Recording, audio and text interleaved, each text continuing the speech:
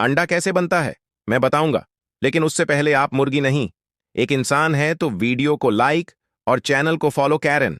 सबसे पहले मुर्गी के अंडाशय में एक थैली विकसित होता है जो अंडाणु छोड़ता है और यह जर्दी बन जाता है।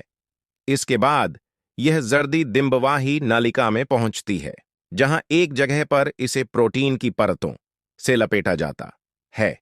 इस काम में करीब 3 घंटे लगते हैं।